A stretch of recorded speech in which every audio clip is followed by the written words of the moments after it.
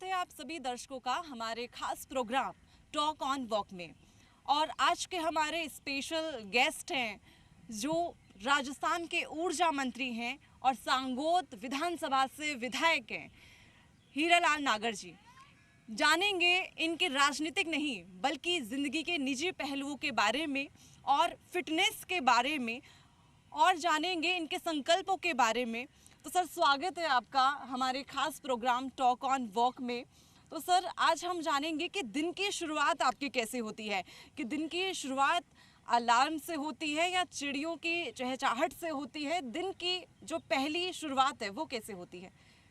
देखिए, मैं सुबह 6-6:15 बजे उठता हूँ और उसके बाद में अपने दैनिक नित्यक्रम से निवृत्त होकर के, और मेरा अगर मैं जयपुर में होता हूँ तो सेंट्रल पार्क में घूमने के लिए जाता हूँ।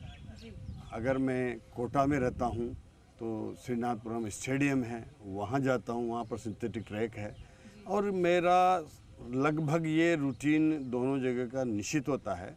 कभी हम अगर फिर बाहर जाते हैं, जब जयपुर कोटा नहीं होते हैं, तब ज़रूर कुछ व्यवधान आता है। तब मैं जहाँ भी जाता हूँ वहाँ अपने रूम में ही रहते हुए थोड़ा वहाँ पर चाहे अनुलोम विलोम हो, कुछ प्राणायाम हो, कुछ योगा हो, वो कर लेता हूँ।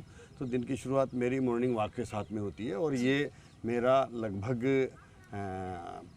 पूरे दिन का जो हमारी ऊर्जा है वो एक मॉर्निंग वॉक के बाद में जो हमें जो मिलती है, इससे निश्चित रूप से वो पूरा दिन बहुत ही अच्छा निकलता है। और अगर जिस दिन हमें घूमने का नहीं रहे, उस दिन ऐसा लगता है कि आज कुछ हमारे जीवन से छूट गया है जो पूरा नहीं हुआ है। तो वो जो मज़ा सुबह उठ करके और मॉर्निंग वॉक के बाद में चाहे स्ट्रेचिंग करके और थोड़ा प्राणायाम करके जो आता है, तो पूरा दिन एक स्फूर्ति रहती है शरीर में और एक फिटनेस रहता है। तो ये मेरी शुरुआत सुबह की इस तरह से होती है जी। अगर सर हम बात करें मंत्री जी कि जैसे सबसे पहले सुबह कुछ लोग हैं वो गुनगुना पानी लेना पसंद करते हैं, तो जो पहली जो ड्रिंक होती है वो ग्रीन टी या गुनगुना पानी, वो क्या लेना आप पसंद करते हैं? नहीं, मैं सुबह उठ के और मैं मेरे बेड के साथ ही केटल होती है, वहाँ मेरा एक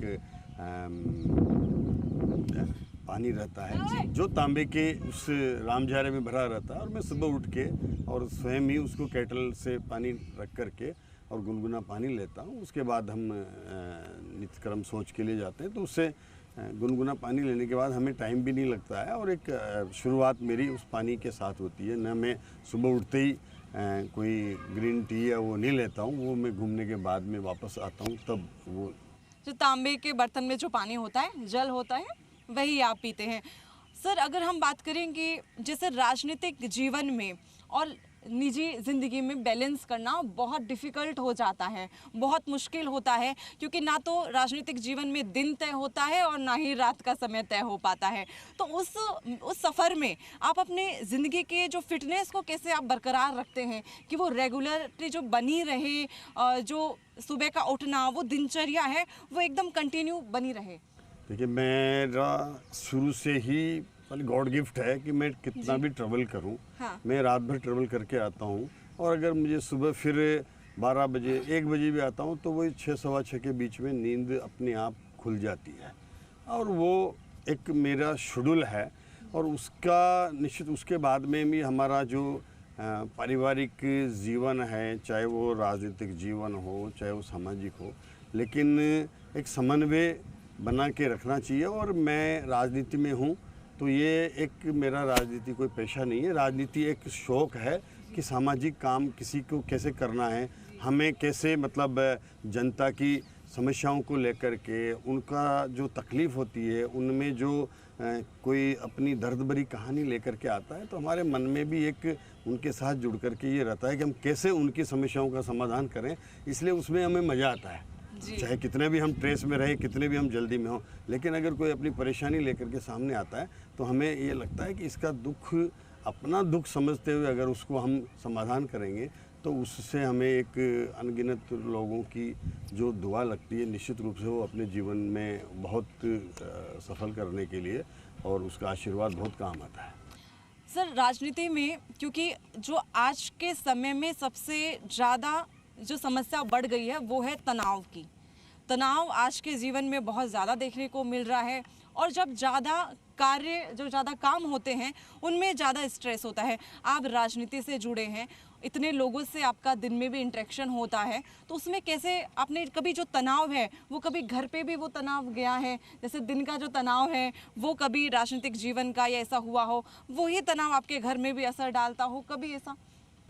देखिए वो कभी कभी होता है, हम कहीं से हमारे प्रोग्राम होते हैं, फिर हमें पारिवारिक किसी कार्यक्रम में जाना होता है जी। परिवार के साथ, और हम समय पर नहीं पहुंच पाते हैं, जी। तब परिवार जन अपना इंतज़ार करते हैं कि अभी आना था, देर हो गई।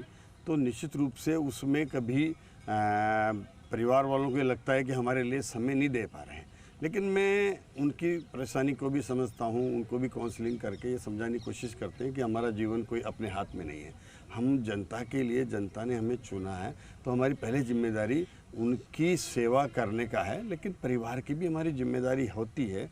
और निश्चित रूप से फिर धीरे धीरे अब इतना समय हो गया कि परिजन भी अभ्यस्त हो गए हैं कि इनकी जो जिस तरह की ये राजनीतिक जीवन है उसमें इस तरह के क्षण आते रहते हैं, तो वो भी अब एडजस्ट करके, और अपनी हम लेट होते हैं, कभी साथ जाना होता है, तो वो फिर कहते हैं कि हम निकलते हैं, आप थोड़ा देर से आएंगे तो अपने हिसाब से पहुंच जाएंगे। इस तरह का वो समन्वय बनाना पड़ता है परिवार में। जी। और वो समन्वय के साथ हम अगर परिवार को आगे बढ़ाते हैं तो हमें तो ये सीख गए कि कैसे किसके साथ कोऑर्डिनेशन करना है, कैसे समन्वय बनाना है, कितना नाराज़ होता हुआ कार्यकर्ता आता है उसको कैसे हमें अच्छे से डील करके उसके साथ बढ़िया से बात करके हंस के बात करते हैं, तो वो भी अपनी संतुष्टि के साथ मुझे सुना है, मेरी बात को थोड़ा गंभीरता से लिया है, तो वो खुश होके जाता है। तो इस तरह के रोज़ ये वाक़ये होते रहते हैं, और ये हमारे जीवन में एक अगर जिसको ये इनको हैंडल करना नहीं आया तो निश्चित रूप से वो राजनीति में सफल नहीं हो सकता। तो ये बैलेंस करना ज़रूरी है। बिल्कुल बैलेंस करना बहुत ज़रूरी है राजनीति में। जी बिल्कुल सर, अगर हम बात करें कि जैसे आप बैलेंस करने की कह रहे हैं, तो घर में आप सबसे ज़्यादा किसकी सुनते हैं? क्योंकि देखिए बाहर के ज़िंदगी में तो बहुत सारे पार्टी के भी अनुशासन होते ही हैं, लेकिन घर में अनुशासन किसका चलता है? क्योंकि जितना मैंने आपको देखा है और जितना मैं कवरेज कर रही हूँ आपका विभाग भी, तो उसमें यही नज़र आता है कि आप बहुत, एक तो परफेक्ट, आपको परफेक्शन चाहिए हर काम में, दूसरा आपको ये कि पर्टिकुलर टाइम, और ये आप पूरी कोशिश करते हैं अपनी तरफ से कि एग्जैक्ट टाइम पे आप पहुंच पाएँ, समय से कार्य पूरा हो, इसकी भी आप कोशिश करते हैं। लेकिन घर में किसकी चलती है? घर में एक तो मंत्री हैं आप, लेकिन घर में आपका कैसा व्यवहार है? घर में किस रूप में आप हैं? देखिए घर में तो हमारे संस्कार हैं, संस्कृति है, और एक हमने परिवार में जो हमारी घर की जो लक्ष्मी होती है और घर में उसी की चलती है, और वो चलना भी चाहिए। उनकी भी कुछ अपनी इच्छाएं होती है, और निश्चित रूप से उनको पूरा करना या उनकी इच्छाओं को हमें सम्मान करना हमारी जिम्मेदारी होती है, और वो सभी के साथ ऐसा होता भी है, और उनको निश्चित रूप से इससे एक संतुष्टि भी मिलती है कि इतनी व्यस्तता के बाद भी अगर वो कुछ कहें, उनकी कुछ इच्छाएं हैं और उनको पूरा करते हैं, तो उससे उनका मतलब जीवन में उनको भी आनंदित तो होते हैं, उनको लगता है कि हमें भी, हमारा भी कुछ स्थान है। वरना कभी कभी ये लग जाता है कि फिर हम उस पब्लिक के बीच से घर जाएं, और वहाँ भी अगर वही स्थिति हमारी पब्लिक वाली रहती है तो वो निश्चित रूप से घर में जो समन्वय रहना चाहिए, जिस तरह का माहौल होना चाहिए, वो नहीं रहता है।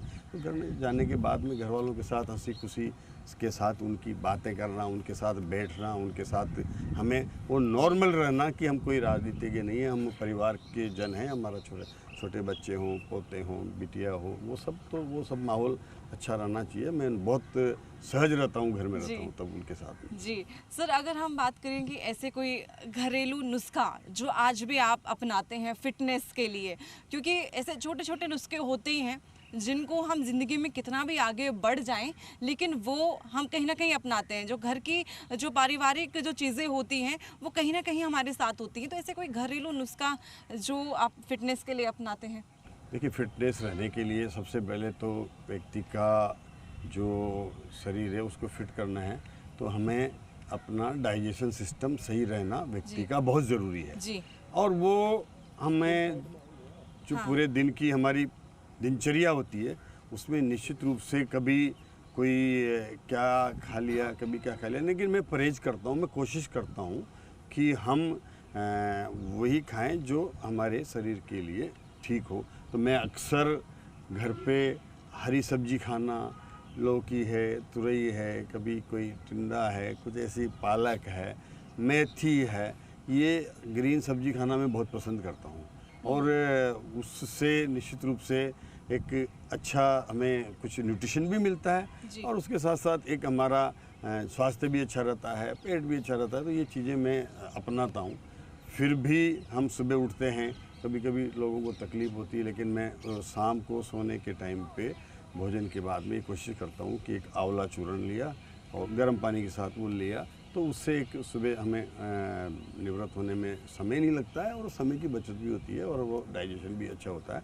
तो ये एक कुछ नुस्खे हैं जो हम प्रयोग करना चाहते हैं और मिलेट्स भी मैं उपयोग करता हूँ। उसके साथ साथ में जो अच्छी चीज़ें स्वास्थ्य के लिए हुआ है वही मेरे को ऐसा लगता है कि शायद मैं जो मुझे लगता है कि कोई स्वास्थ्य के लिए अच्छा नहीं तो उसको खाने में मुझे मज़ा नहीं आता। अभी हमारा कोटा में आप चले जाइए, कोटा में कचौरी के बिना व्यक्ति का दिनचर्या शुरू होती है। चीजें मिलती हैं तो वो कचौरी के बिना जीवनचर्या शुरू ही नहीं होती। लोग हमारे 8 बजे 7 बजे से लाइन लग जाती है।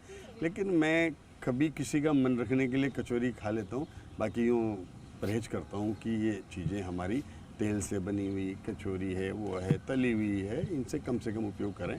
तो निश्चित है ये सब चीज़ें मैं उपयोग करने की कोशिश करता हूँ। मंत्री जी, आप इतने दिनों से आप व्यायाम से जुड़े हैं, फिटनेस से जुड़े हैं, नित्य ये व्यायाम रहता है, नित्य ये रूटीन आपका रहता है, लेकिन इसको इम्प्लीमेंट करना शुरुआत में तो तकलीफ़ होती है, रूटीन में लाना इसको। तो जो ये दर्शक देख रहे हैं प्रोग्राम, तो उनको आप क्या कहेंगे कि शुरुआत में कैसे थोड़ी दिक्कतें आएंगी, फिर इसकी आदत हो जाएगी? देखिए, रूटीन हमें बनाना पड़ता है। हमारा शेड्यूल हम खुद तय करें कि हमारे शरीर के लिए हमारे क्या लाभकारी है। और निश्चित रूप से एक व्यायाम तो सबके लिए ही ज़रूरी है। व्यक्ति अगर बिना व्यायाम किए अपनी दिनचर्या की शुरुआत करता है तो निश्चित है कि वो फ्लेक्सिबिलिटी नहीं रहती, बॉडी हमारी जो रहना चाहिए पोस्चर बिगड़ जाता है, ये सब चीज़ें होती है। तो मैं ये कहूँगा कि कोई भी अपनी शुरुआत करने से पहले हमें दिन से व्यायाम से, प्राणायाम से, योगा से, इनसे शुरुआत करनी चाहिए। और ये हमारे लिए बहुत आवश्यक भी है। और एक कुछ सोचते होंगे कि इसके लिए समय निकालना मुश्किल है, टाइम निकालना मुश्किल है, लेकिन व्यक्ति कितना भी बड़ा बन जाए, कितना भी आर्थिक रूप से सक्षम बन जाए, अगर व्यक्ति का शरीर फिट नहीं है तो कोई अर्थ काम में आने वाला नहीं है। आप अगर अपने जीवन में जो कुछ हमने कितना भी बड़ा अगर कोई एम्पायर खड़ा कर दिया, लेकिन उसका शरीर अगर साथ नहीं दे रहा है तो वो सब एम्पायर उसके लिए कोई काम का नहीं है। वो बेड पे पड़ा हुआ पैरालाइज हो जाएगा, पैरालाइज करके, और जब वो बेड पे पड़े रहेंगे तो परिजन भी परेशान हो जाते हैं कि कहाँ तक सेवा करें हम। उनकी भी एक सीमा होती है। तो ये चीज़ें नहीं होनी चाहिए। ज़िंदगी अच्छे से जिए, हलते चलते हम जाएं और ज़िंदगी का पता ना लगे। तो ये सब हमारा स्फूर्ति रहना चाहिए, ज़िंदगी के शरीर में हमारी फ्लेक्सिबिलिटी रहना चाहिए। और उसके लिए मैं ये कहूँगा कि बिना मॉर्निंग वॉक हो, चाहे व्यायाम हो, प्राणायाम हो, स्ट्रेचिंग हो, इसके बिना संभव नहीं है। क्योंकि अगर हमें अच्छी जीवन जीना है, ज़िंदगी के अगर पूरे समय जहाँ तक जिए वहाँ तक अगर सक्रिय रहना है, तो वो हमारा निश्चित रूप से सुबह का ये जो 1 घंटे भी हम शरीर के लिए देते हैं, तो ये बहुत बड़ा पूरे जीवन का एसेट्स है हमारा। जी बिल्कुल। देखिए, पहला सुख निरोगी काया। वक्त हो चला है एक छोटे से ब्रेक का, और ब्रेक के बाद में फिर से मंत्री जी से बात करेंगे और इनकी ज़िंदगी के टॉप सीक्रेट्स के बारे में जानेंगे।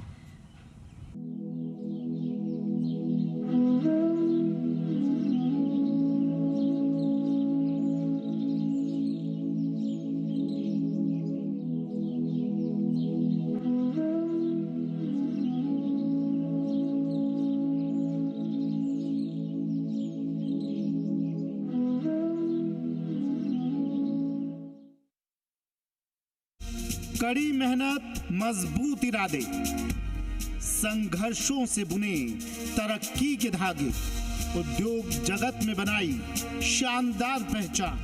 युवा उसके तो अपार आज हमारे सामने मौके हैं। काम करते रहो। If everyone will seek job, who will create job? नौकरी नहीं करके अपना काम करना चाहिए। सबसे ज़्यादा जरूरी है स्किल डेवलपमेंट, सेल्फ एम्प्लॉयमेंट को काम करना चाहिए। हमको तो बड़ा गर्व है कि हम राजस्थान से आए। मरुधरा की माटी से निकले ऐसे लालों के लाल से हम करवाएंगे मुलाकात।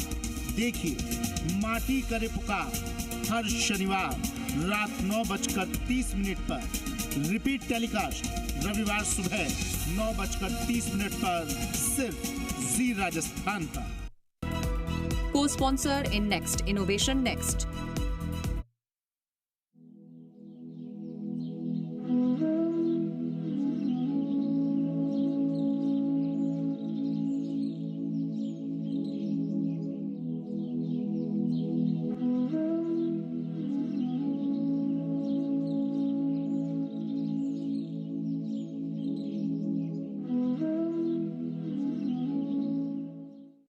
ब्रेक के बाद में आपका फिर से स्वागत है हमारे खास प्रोग्राम टॉक ऑन वॉक में। और आज के हमारे खास मेहमान जो हमारे साथ जुड़े हैं राजस्थान के ऊर्जा मंत्री हीरालाल नागर जी, इनसे आगे की बातचीत करेंगे। सर, राजनीतिक सफ़र के बारे में बातचीत करेंगे आपकी कि जो राजनीतिक सफ़र है उसमें कैसे शुरुआत हुई आपकी, राजनीतिक गुरु किसे मानते हैं आप, कि जो राजनीति में आपको जो लाया हो, जिसको आप गुरु मानते हैं?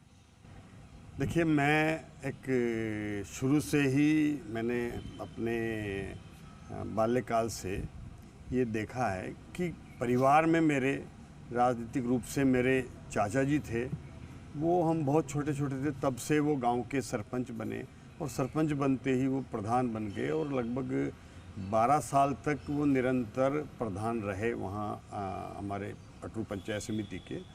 और उसके बाद वो 77 में जब इमरजेंसी ख़त्म हुई तो उनको झालावाड़ से सांसद का टिकट दिया गया। वो सांसद में 2 बार जीते और उसके बाद वो खानपुर से विधायक बने, फिर वो सहकारिता मंत्री भी रहे। तो मैंने राजनीति अपने परिवार से परिप्रेक्ष्य में बैकग्राउंड से सीखी है। उनके पास जब भी राजनीतिज्ञ आते थे मैं उनके ही सानिध्य में अपने स्कूलिंग पूरी करके और दिल्ली गया था।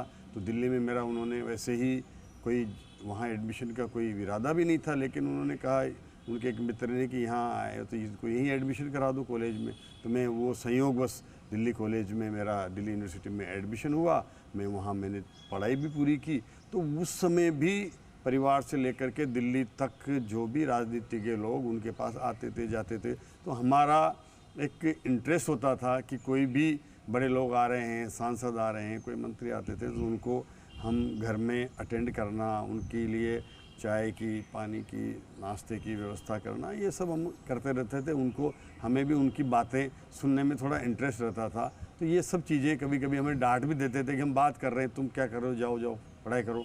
तो ऐसा चलता रहता था। तो वो सब चीज़ें हमने सीखी है। उस समय बहुत छोटी उम्र में से ही हमने संसद भी देखा, कई बार गए। तो ये सब चीज़ें मैंने देखी है। और उस समय मैं दिल्ली यूनिवर्सिटी में जब पढ़ता था तब से मैंने वैसे तो बाल्यकाल से हम स्कूल में थे, गांव के स्कूल में पढ़े, तब भी वहाँ शाखा लगती थी, शाखा में जाते थे।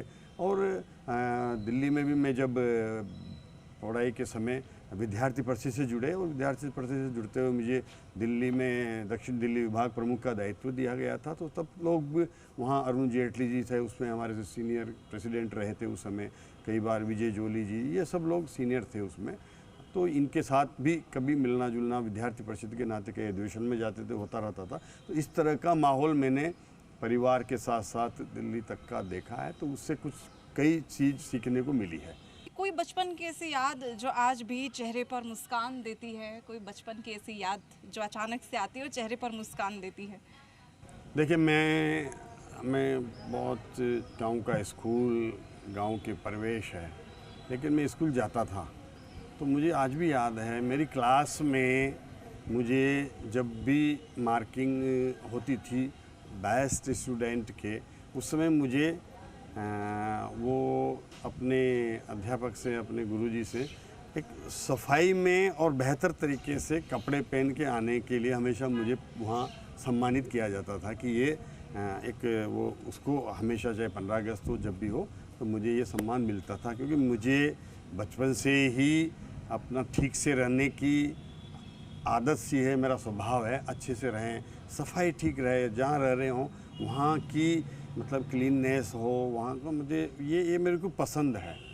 तो ये चीज़ें मेरे को मुझे एक चीज़ ये पसंद है कि किसी चीज़ को हम कंप्रोमाइज़ ना करें। अगर वो उसमें कमी है तो मैं छोटी सी कमी को भी निकाल करके उसको बेटर 100% परफेक्ट होना चाहिए। ये मेरा स्वभाव रहा है, चाहे वो जिस भी फील्ड में हूँ, जहाँ भी काम करूँ, तो ये एक आदत है। तो वो मेरी कोई इंटरेस्ट भी होता है, कोई भी काम करना है, कोई घर बनाना है, कोई कंस्ट्रक्शन करना है, वो परफेक्शन के साथ होना चाहिए। कपड़े पहनो तो बेहतर तरीके से पहने, अपन एक तरीका जो होता है उससे पहने। तो इस तरह का मेरा स्वभाव रहा है। जी सर, अगर हम बातचीत करें कि ऐसा कोई गाना, ऐसी कोई फिल्म जिसे आप गाने को बार बार सुनना पसंद करें, या फिर जिस फिल्म को आप बार बार देखना पसंद करते हैं?